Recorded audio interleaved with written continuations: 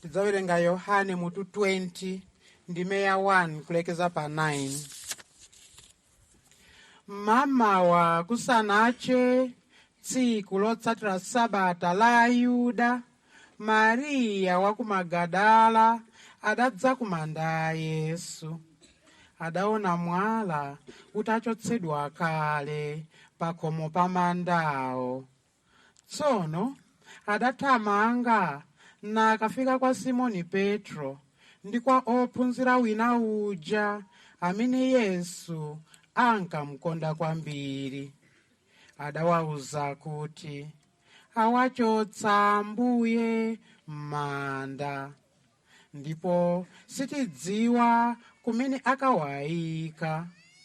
Pamenepo Petro ndi wophunzira wina uja adathamanga pamodzi kupita kumanda. Onse awiri adathamanga pamodzi, koma wophunzira wina uja adathamanga kopambana Petro nayamba ndiye kufika kumandako. Adawerama naona nsalu zija zili poteropo, koma iye sadalowemo. Simoni Petro atafika ali kumtsatira, adalowa m'mandamo. Adaona nsalu zija zili kale potero, ndiponso nsalu imene inali kumutu kwake. Nsaluyo inali pamodzi ndi nsalu zina zija, sinali pamodzi ndi nsalu zina zija, koma padera payokha yopindapinda. Pamenepo wophunzira wina uja amene adayambira kufika kumanda adalowanso. Ataona zimenezi adakhulupirira. Mpaka nthawi imeneyo anali asanadziwe malembo akuti iye adzayenera kuuka kwa akufa. Umenewu ndiwo uthenga wa Ambuye.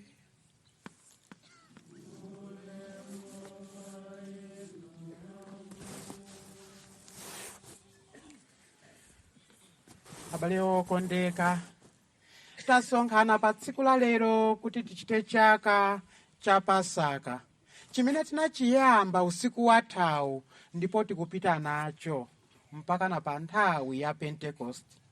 Ndipo nchaka chimenechi chimene takhala tili uchikonzekera kwa masiku 40 mu nyengo ya Lenti.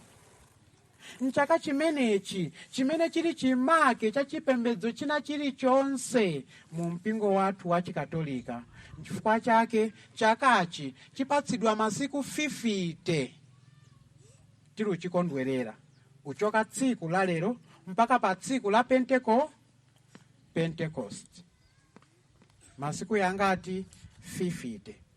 Ndipo chaka ichi chili ngati kutikumbutsa ife chifukwa chiyani timapemphera pasondo. Funso: chifukwa nchiyani timapemphera pasondo?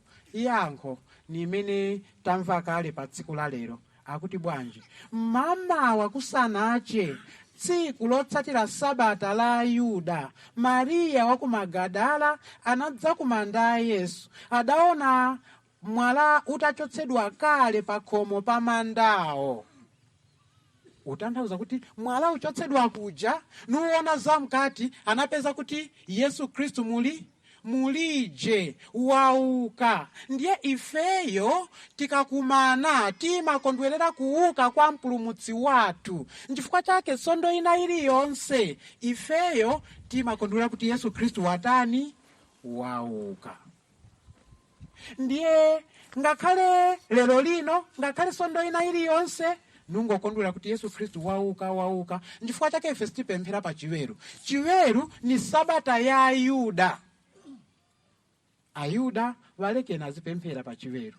Ife Akhristu amene tikondwera uka kwa mpulumutsi wathu atilekenso tizipemphera pasondo. Komano pamene tili uchita chikondwero chimenechi nkuti ine ni inu tifunika kudziwa kuti ndife wanthu wosinthika.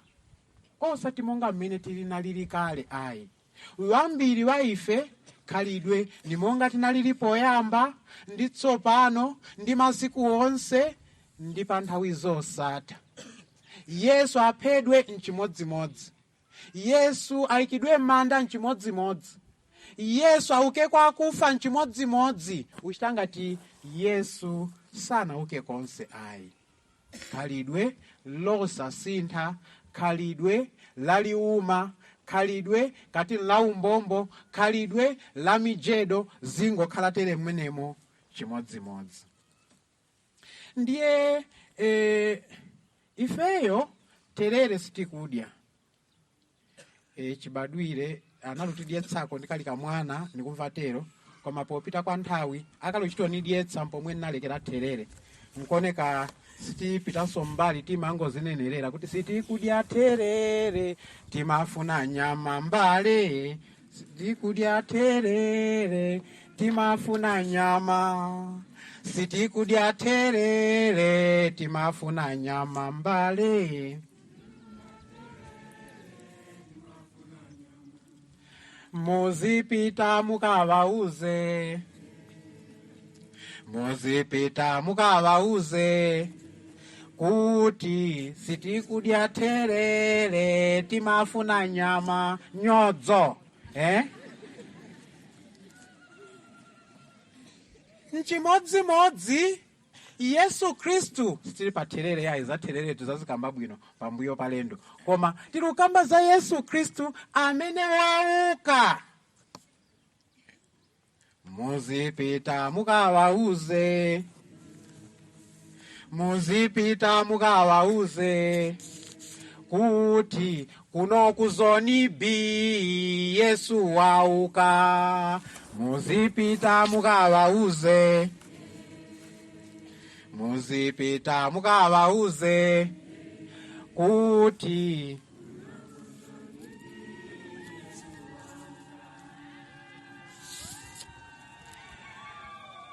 abale banga tilukamba zakuti Yesu wauka. Kodi wauka motani? Iye aludziwa pobwera pa dziko lapansi anationa kuti ifeyo tinali ngati wanthu wosokera, lekani nkawapulumutse wanthu yawa. Mulungu wanthu yawa malama kuti alandire chilango, koma chilango ichi asachilandire, lekani nipite. Wanthu anali ngati munthu wakugwa mbuna, wagwa ali mumuja wapogwera mdzenje muja wachoka minyendo manja khosi. Ndiye rombo muza iwe tuluka, nituluke bwanji manja nyothyoka. Iwe ndipo yesako ni mendo sona yenso yachoka tsotsonso. Nanga msana ndipo yesako machita monga lupindimo msana so wachokanso, khosi inso yachokanso. Ndiye mmene munthu analili. Tsono mwachikondi chake Mulungu Yesu Kristu nutsika kuti atipulumutse. Ndipo ndiye amene alutifotokozera mawu oyamba Simoni Petro amene anamukana poyamba kama kuti sinimudziwa, koma lalero alubwera kuti ayambo tifotokozera za Yesu Kristu. Iye amene Mulungu anamutuma pa dziko lapansi. Ifeyo sinamuzindikire, anachita zodabwitsa, anaphunzitsa, anachiritsa, koma ife tinatani? Tinamupha, tinampachika pa mtanda. Koma ameneyo Mulungu sanamusiyirire ife titamuyika m'manda, anabwera kudzamdzutsa, ndipo ali moyo. Ifeyo ndise mboni za zimenezi. Ifeyo ndife mboni za zimenezi. Kodi ife ndife mboni zotani? Ndiye mmene zinachitikiranso mutenga wabwino zimene tangokhala tamva kuti mama wakusanache tsiku lotsatira sabata yayani? Maria wa ku Magadala adadza kumanda Yesu. Munthu wa mayi. Munthu wa mayi ni munthu amene ali ni chikondi chopambana. Mayi ngati wakonda amakonda ni mtima onse. Isazibambo nasiso timakonda koma ise tisiyanako ngako nazimayi. chifukwa azimayi mwana avute motani ali naye. Azibambo, iwe tulukana cho pabwalo chimwana chako chirungo malira chunsokosera mfuna kugona ine pano wamva. Ndisa azibambo. Koma mayi ayi sasi ya mwana nkuoneka nakumvaniro mwachezera wena sinioneka timuyambe ugona pampano uchezera ungo maimba nyimbo awazimayi satopa. Koma nkhalidwe la munthu wa mayi iye ngati nchikondi chimakhala chikondi chofikapo. Mariya wa ku Magadala anadza kumanda Yesu yekha anamukondetsetsa Yesu.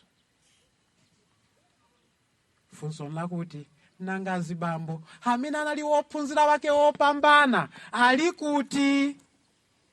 Iwo analutani poti ndo analufunika kukhala woyambira upita ukaona poti ndo analuzidwa kuti pa tsiku lachitatu mdzauka ndo analufunika kuchererera ukaona.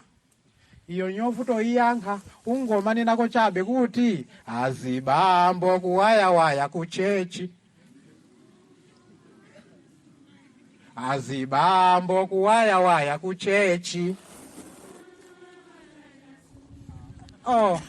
Nilichoka mbako azibambo ine nangoimvera pampano kuti anali kumwamo wa wakachasu wamba uchotsako chabe ina azimayi.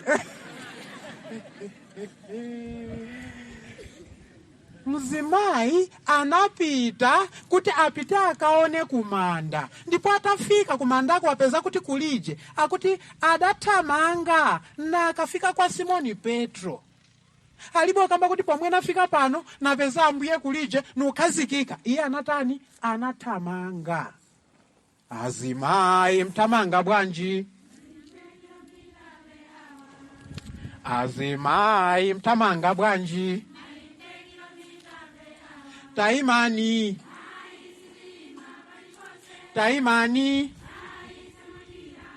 Tamanga bwanji?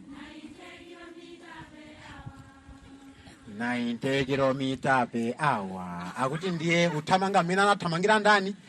Mariya upita ukauza wophunzira wena waja amene iwo anali khale kumwamo wakachasu kati wankhongole kumbeneko kuti Yesu watani? Wauka. Azimayi, tsiku la lero ni tsiku la inu azimayi utisonyeza kuti ndinu mnali woyamba upereka uthenga wakuuka kwa ambuye. Azimayi msabwerere mbuyo gwira ntchito yotumikira Mulungu. Msabwerere mbuyo utithandiza ukhala wolimbika pakukhulupirira Yesu Kristu. Ngakhale mkumaneni zovuta musasiye Chikristu chanu. Inu limbikani. Tidziwa nzambiri zimene mumakumana nazo kuti mutumikire Mulungu. Wena ngakhale kuti mbwere kuchechi kumene wena uletsedwa mupita ukatani masiku yonse aya mukataniko kodi kulinji kumwewo. Ni zina mwa izo ndipo wena muli mabanja ngati mndende. Komano musaleke ugwira ntchito ya ambuye. Musaleke uyesetsa uwaunikira vana vanu. Musaleke uyesetsa uwaunikira azibambo. Musaleke uonetsa kuti ndinu nyale yoenda mkuwala. Nyale yowunikira wena azimayi. Tikachoka yapo tibweranso kwa azibambo. Yayi nasenso atatiuza tilibozilekerera yayi. Koma tinatani? Tinathamanga nasenso upita ukaona kumanda akuti Simoni Petro ni wophunzira wina uja amene Yesu ankamkonda kwambiri. Azibambo mthamanga bwanji? Asiniluwamva azibambo. Azibambo mthamanga bwanji?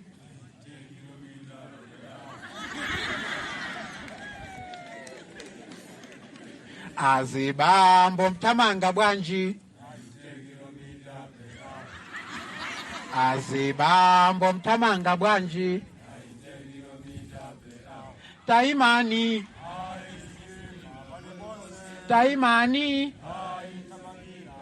Mthamanga bwanji?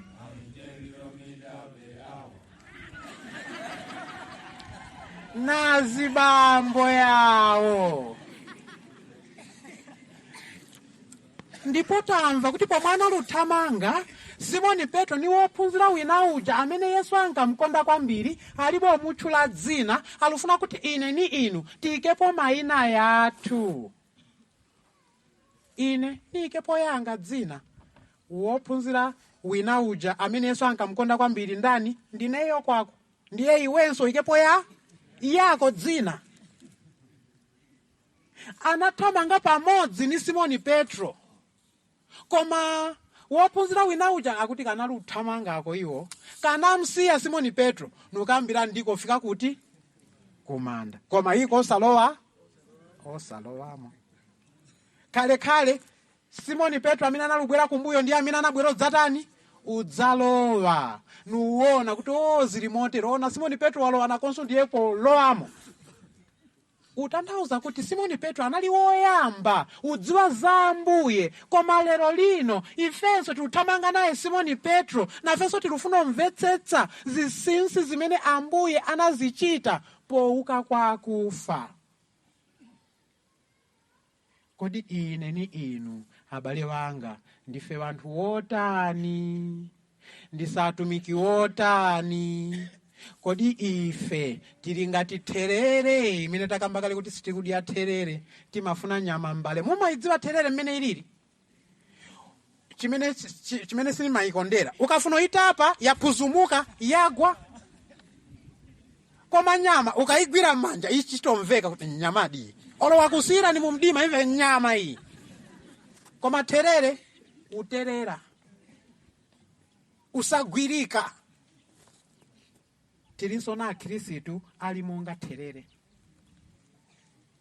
Tili nawo amene angooneka tere mwina ubwera ku chechi nubwera pampano tere kuti poti kuli chaka tiye tipiteko. Uchoka lero watsekera. Sakaonekanso wasanduka therere. Alipo akhristu amene iwo khalidwe lomwe tukamba kale kuti safu no isintha mmene analilipo poyamba ndi tsopano ni masiku yonse mpanthawi zonse atha mtere mwemo ngati ni wamjedo ni mjedo. Akulu inu lomba nanga ujeda uku ngwanje usangamise sifuna ntapa mkamweni kuti uzikambote nini jeda kwambiri usuwaona wena amene amajeda therere sifuna ugwirika safu no sintha munthu. Alikonso wena azimayi amene ali m'mabanja yabwino. Koma kuti ayasamalire bwino mabanja amwe ayo, Sole William. Wamuna anyamuka ochoka pa nyumba, kashati, kali doko. Ndiye wena lomba amachita chifundo ka? Alulephero awachirako nshati yomwe. Lekani ni wathandizeko ndine.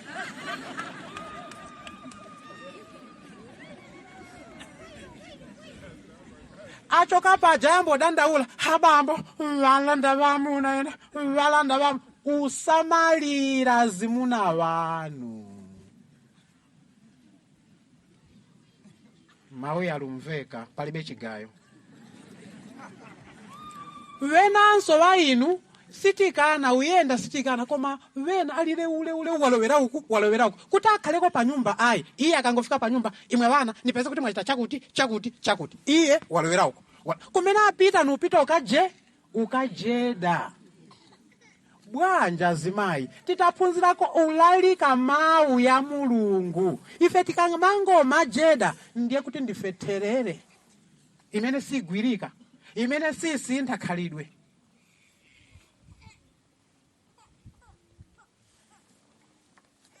Chimodzimodzinso azibambo aliko amene ali ngati therere azibambo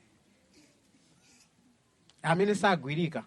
Wena azimayi amayesako uyesa kuti uyu munthu kodi timsamalire motani kuti mwina akhazikike. Iyayi achitika monga kuti akakhala pansi akumva msano wawa ndi angokhala walowera uku achikulire nchiyani ladzulo vamgwira uku amdala onani mulunyazitsa banja kodi simngatembenuke. Yesu anatifera nutiukira kwa akufa kuti atipulumutse kuzoyipa.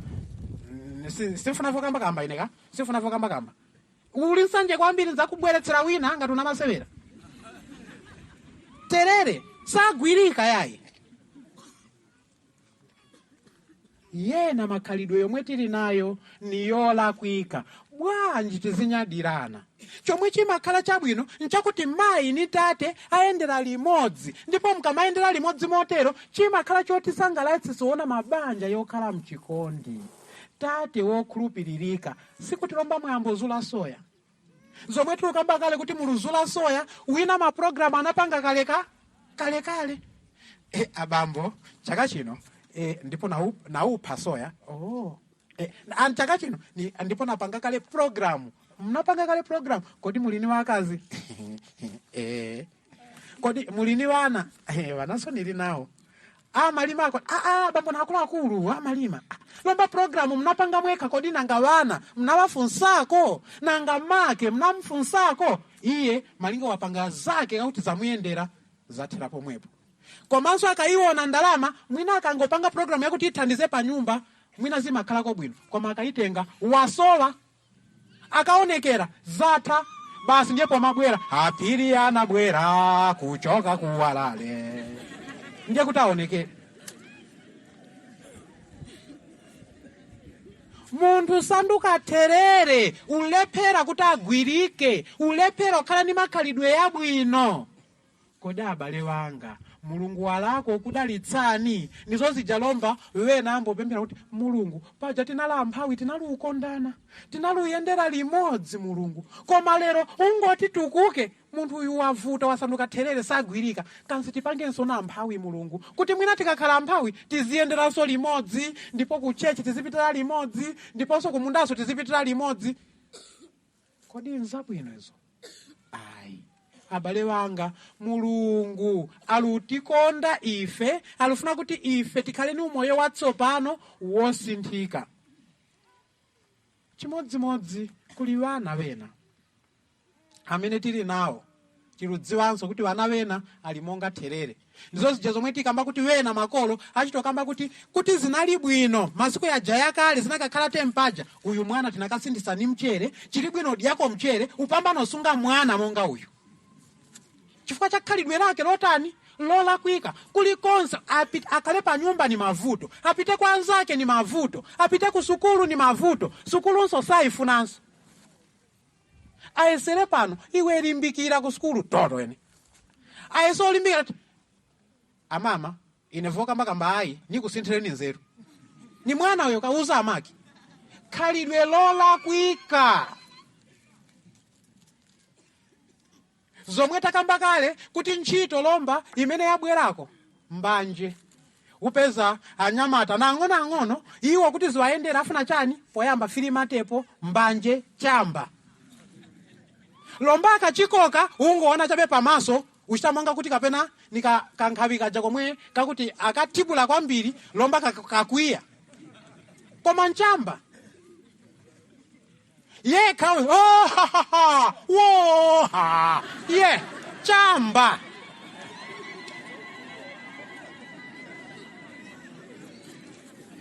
irudziwa vambiri wa inu mulusokoneza tsogolo lanu ni chamba. Abale wanga lomba tukambaza kuti ndino atsogoleri wa mawa ongo khaliro koka chamba mkatsogolera bwanji dziko. Mowa nchimwere ukamufunsa baba nchani apatire mwamwakale moti kumverani dziko lakaena kumverani ni chalo chakaena amama osaona monga niliye ulemu mowa. Abale wanga tiye ndiphunziro zilemekeza nthawi zina ife achinyamata tiluvutitsa makolo uwasowetsa mtendere ni makhalidwe yathu yolakwika. Zomwe takamba kale zinanso ni akuti akakhala atsikana wena basi mphasa za lendo ni bwanji abambo nanu apa ine natayi sulandira abambo ni chani simulandira ati nadietsa unadia chani maungu unadia chani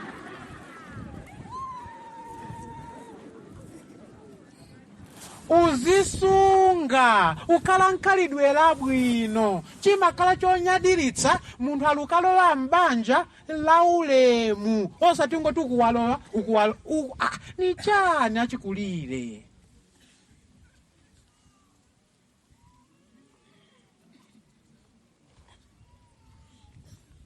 Abale wanga, pa tsiku la lero Paulo oyera akuti ife tinaukitsidwa pamodzi ni Khristu. Ngati tinaukitsidwa pamodzi ni Khristu, tiye tisonyeze kuti makhalidwe yathu ni yogwirizana ni Khristu, umoyo wathu ni wogwirizana ni Khristu, ndipo zichitidwe zathu nzogwirizananso ni yani? Ni Khristu. Tikatero ndiye kuti ulaliki wathu akuti Yesu wauka udzakhala mu moyo wathu, osati wapakamwa chabe, koma mu moyo wathu, kuti m'banja mwathu ndimo mmene niyambire ulalika Yesu wauka. Bana wanga, lomba kulibe vopandana tizikhala muchikondwerero, komanso tizikhala ntikambirana. Make umoyo wasintha, atatoke Junior umoyo wasintha lero, zija zonena nana zalekeka. Tiyeni tizikhala mchikondwero chimodzimodzinso mu mpingo wathu. Tiyeni tikhale wanthu wokondana, wogwirizana, komanso womvera zimene Mulungu alufuna kuti atiphunzitse. Tikatero ndiye kuti tidzakhala atumiki wake wabwino. Mulungu atidalitse tonsefe ndipo adalitse mawu ake. Amen.